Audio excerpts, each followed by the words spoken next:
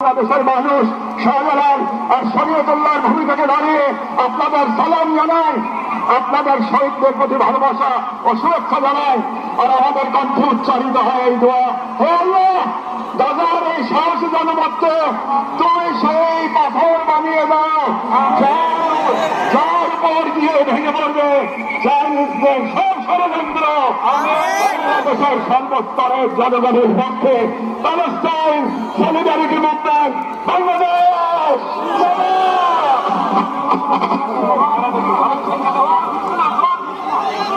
ফিলিস্তিন, ফিলিস্তিন, ফিলিস্তিন,